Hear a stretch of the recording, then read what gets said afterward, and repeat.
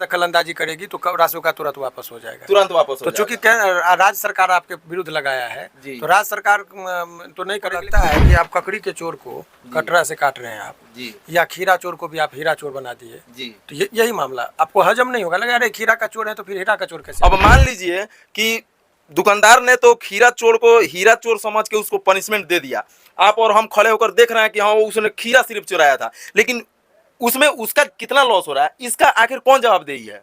देखिए बहुत अच्छा बात, जब एनएसए मान लीजिए लग ही गया है, इसका लास्ट कितना दिन तक मतलब रह सकते हैं अंदर, जैसे कि नजरबंद आपने बताया, जैसे कि कोई भी किसी से मिल नहीं सकता है, तो कितना दिनों तक लास्ट मतलब उसमें सजा है कितने। लेकिन सबसे बड़ा मुद्दा है कि मनीष कश्यप इतने दिनों से ग्राउंड पे जो है रिपोर्टिंग कर रहे थे, सारे नेताओं का इंटरव्यू ले रहे थे, आज जो नेता उन पे भिड़े हुए हैं उन्हीं नेताओं के सारे मंत्रियों से जो है इंटरव्यू कर रहे थे, तो वो देश के लिए खतरा या बिहार के लिए खतरा नहीं थे, और अचानक जैसे उनका बयान जैसे कि सारे लोगों ने देखा कि पर्सनल ये झगड़ा हो गया, तो अचानक कैसे देश के लिए खतरा, ऐसा कौन सा उन्होंने काम कर दिया कि एनएसए लग गया। और इसके अलावा एनएसए बहुत सारे लोग हैं जो बिहार के जो इसको जानते नहीं है, रासुका कुछ लोग जानते हैं, तो थोड़ा इसको भी बारे में दोनों। लेकिन जहाँ रासुका लग गया वहाँ आपको कुछ नहीं बताया जाएगा कि आपके ऊपर क्या इल्जाम है, आपको कितना दिन तक पुलिस रखेगा, कहाँ रखेगा, आपके परिवार से आपको बात नहीं कराया जाएगा, आपको कोई ग्राउंड नहीं बताया जाएगा कि आपको हमने क्यों गिरफ्तार किया है,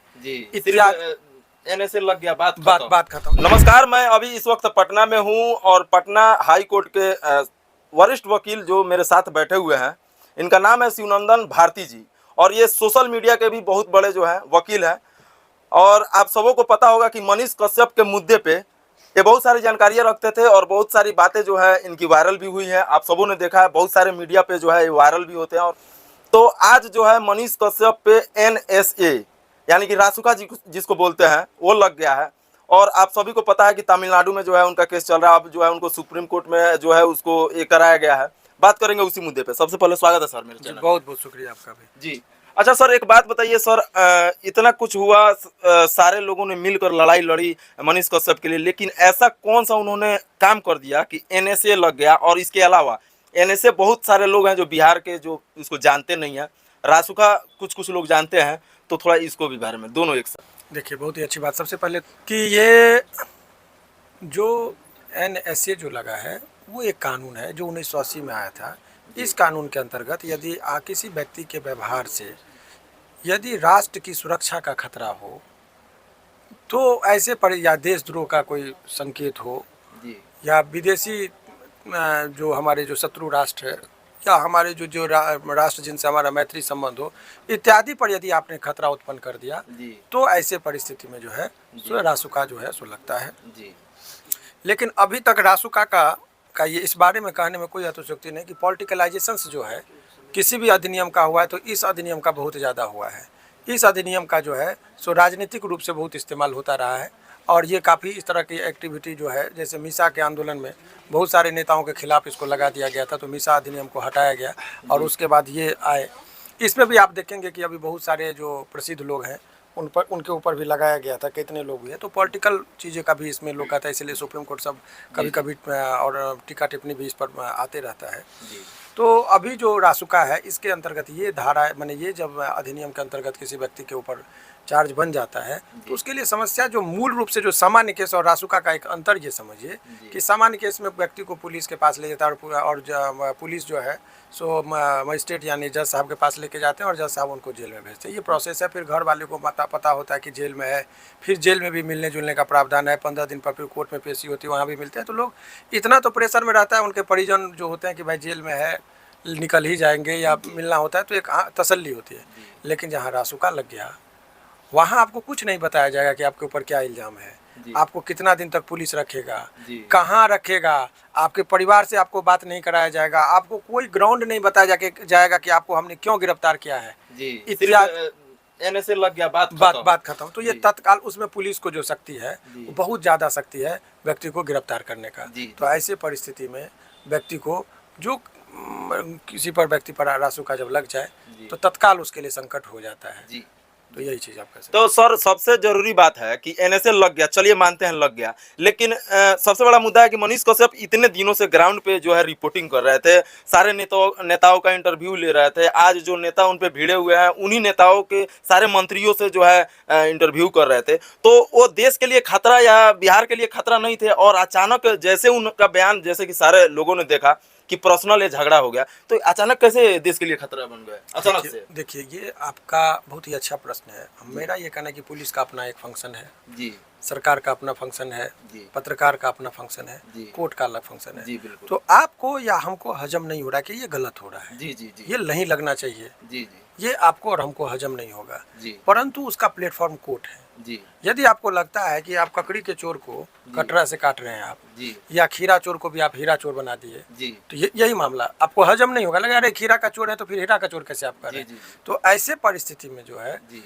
सो गलत और सही का चीज का न्यायालय के समक्ष बात को रखा जाता है और वहाँ न्यायालय तय करती है कि गलत क्या कि सही क्या। फिर न्यायालय का भी प्लेटफॉर्म अलग है। यानी एक प्लेटफॉर्म है कि निचली अदालत में आपका काम हो गया तो डिस्ट्रिक्ट लेवल पर ही आपको हो गया, वहाँ नहीं हुआ तो हाई कोर्ट में मामला आपको न्याय मिलती है, हाई कोर्ट में भी नहीं हुआ तो लोग अंतिम पायदान सुप्रीम कोर्ट। लेकिन जब किसी व्यक्ति पर वो लग जाता है, भले ही सुप्रीम कोर्ट तक मामला जाए और पता चले बदनाम जीवन भर रहता है, तो इतनी प्रोसेस तक गुजरते गुजरते उसको इतना झेल जाता है कि वो प्रक्रियात्मक प्रोसीजरल पनिशमेंट इसको कहते हैं कि ये प्रक्रिया ही सजा के बराबर हो जाता है। प्रक्रिया ही सजा के बराबर हो, जितना ही लड़िएगा उतना ही सजा मिलता है, प्रक्रिया ही को फॉलो करना पड़ेगा, पनिशमेंट टाइप का एक तो हो यस, तो गया इसको है। कहते हैं प्रक्रियात्मक ही दंड जो है। और आप भले ही उसमें सही साबित हो जाइए, लेकिन फिर भी कोई आपको ऐसे बोले ये तो देशद्रोही है, इस पे तो एनएसए लगा, ये भी एक मानसिक प्रताड़ना हो सकता है। यस, इसमें कहीं कोई दोहराई नहीं है। तो ये सब चीजों का झेलना पड़ता है व्यक्ति पर, यदि लग जाता है तो ये तो है जी। अच्छा सर, आपने बोला कि खीरा के ककड़ी के चोर को जो है हीरा का चोर बोल के उसको मारना, खीरा के चोर को जो है, जो आपने बोला, जैसे एग्जाम्पल दिया आपने। अब मान लीजिए कि दुकानदार ने तो खीरा चोर को हीरा चोर समझ के उसको पनिशमेंट दे दिया, आप और हम खड़े होकर देख रहे हैं कि हाँ उसने खीरा सिर्फ चुराया था, लेकिन उसमें उसका कितना लॉस हो रहा है, इसका आखिर कौन जवाबदेही है? देखिए बहुत अच्छा बात, मैंने आपको पहले ही कहा कि यदि गलत पुलिस कर रही है आपके दृष्टिकोण से या अभियुक्त के दृष्टिकोण से, तो अभियुक्त को देखिए यहाँ हमारे न्यायिक का जो प्रक्रिया का जो माने जो जुडिशियल सिस्टम जो है हमारे यहाँ, उस सिस्टम में कहता है कि न्याय यहाँ मिलती नहीं है, न्याय प्राप्त करनी पड़ती है। न्याय प्राप्त इन द सेंस कि मान लीजिए आप एक उदाहरण समझिए कि आपका कोई जो है सो जमीन जो है खेत किसी व्यक्ति ने अवैध रूप से कब्जा कर लिया, खूब मीडियाबाजी हुआ कि एक गरीब का दलित का घर किसी ने कब्जा किया, खूब चले, लेकिन वो व्यक्ति यदि कोर्ट में केस नहीं करे, वो कोर्ट में साबित नहीं करे कि मेरा ही जमीन है, मेरा ही घर है, कोर्ट में यदि वो साबित नहीं करे कि मैंने वो गवाही नहीं दे कि देखिए ये अवैध रूप से ये हमारे जमीन पे रह रहे हैं, तो क्या कभी उसको न्याय मिलेगा? तो ठीक उसी तरीके से यदि उसको लगता है किसी व्यक्ति को कि ये धारा नहीं लगनी चाहिए, यदि वो इस धारा लगने से हमको इतना का लॉस हुआ, हम तो इस सब का जब वो भाई इज्जत बड़ी हो जाएंगे इन धाराओं से, तब उसके पास एक क्लेम है, वो कर सकते हैं कि हमको मुआवजा दीजिए। तो ये सब चीज वो लास्ट स्टेज का चीज है। मुआवजा तो मिल जाएगा, लेकिन जो ठप्पा लग जाएगा वो तो कोई भी कहीं भी बोल सकता है, कोई बात नहीं। अच्छा सर, मेरा एक लास्ट आपसे सवाल रहेगा, जब एनएसए मान लीजिए लग ही गया है, इसका लास्ट कितना दिन तक मतलब रह सकते हैं अंदर? जैसे कि नजरबंद आपने बताया, जैसे कि कोई भी किसी से मिल नहीं सकता है, तो कितना दिनों तक लास्ट मतलब उसमें सजा है, कितने दिनों तक? देखिए सजा का एक साल की। यस, वो नजरबंदी का मैं बता रहा हूँ, सजा के बाद आप छोड़ दीजिए। नजरबंद जो है उसकी अवधि जो है सो माने 3 महीना, फिर 6 महीना, उसमें बढ़ाई जा सकती है, माने वो परिस्थिति का आकलन करके उसमें वो किया जा सकता है। तो ऐसे परिस्थिति में आप अभी वर्तमान में अब हो सकता है कि राज्य सरकार को ये हो, केंद्र सरकार के पास भी शक्ति है कि उसको वापस ले ले रासू का। तो केंद्र में सरकार मान लीजिए मोदी जी की है, मोदी जी को लगेगा कि नहीं भाई ये सब गलत हो रहा है, तो वो अपने निर्देश देंगे और ये वापस हो जाएगा। तो अब ये देखना है कि अब यहाँ पर तमिलनाडु की सरकार ने तो रासुका लगा दिया, but it can be withdrawn by the central government also. तो इन सच सिचुएशन ये देखा जाएगा कि यदि गवर्नमेंट को लगता है तो केंद्र सरकार निर्देश देगी और वो वापस हो जाएगा। तो अब सारा पलड़ा जो है सो केंद्र सरकार के पास आ गया है। यानी कि कुछ लोगों को लगता है कि मनीष कश्यप जो है बीजेपी की तरफ से बोलते हैं, जैसे कि उन्होंने पर्सनल अटैक किया आरजेडी को, तेजस्वी यादव को, तो इससे बहुत लोग जो है इसको राजनीतिक मुद्दे से जोड़ करके देख रहे हैं, और बहुत सारे लोग, कम नहीं बहुत सारे लोग हैं। तो कहीं ना कहीं इसमें केंद्र सरकार भी हस्तक्षेप कर सकता है और उनको जो है इस दलदल से बाहर अभी तक निकाल मैंने आपको बहुत स्पष्ट तरीके से, केंद्र सरकार दखल अंदाजी करेगी तो रासुका तुरंत वापस हो जाएगा। तुरंत वापस तो हो चूंकि जाएगा। राज्य सरकार आपके विरुद्ध लगाया है, जी। तो राज्य सरकार तो नहीं करेगी, लेकिन केंद्र सरकार चाहे जी तो वो उस पर इंटरफेरेंस कर सकती है, उनके पास शक्ति है। जी। और उसमें कोर्ट कचहरी से भी बहुत ज़्यादा उनको परमिशन लेने की जरूरत नहीं है। जी। तो अब सारा पलड़ा जो है केंद्र सरकार के पास है, वो चाहे तो उस शक्ति का इस्तेमाल कर सकती है, वो नियम है। हालांकि राजनीतिकरण की वजह से लोग इंटरफेरेंस नहीं करता है, लेकिन ये पावर है, शक्ति है उनके पास, वो वापस ले सकते हैं। बिल्कुल। और मेरे साथ शिवनंदन भारती जी थे और इन्होंने बहुत अच्छी तरीके से आप लोगों को समझाया। उम्मीद करता हूं कि आप लोग समझ गए होंगे कि एनएसए क्या है और क्यों लगाया जाता है और मनीष कश्यप पे क्यों लगा है और कैसे हट सकता है, कौन कौन चाहे तो हट सकता है। तो आप लोग इस बातों को समझ गए होंगे बहुत अच्छी तरीके से। बाकी शिवनंदन जी की बातें आप लोग को कैसी लगी, आप लोग कमेंट्स में जरूर बताइएगा। और आप लोग जो है मनीष कश्यप को लेकर के क्या सोचते हैं, अपनी कमेंट में कमेंट बॉक्स में जो है अपनी राय को जरूर रख दीजिएगा। मैं पटना से चंदन सराफ, जय हिंद।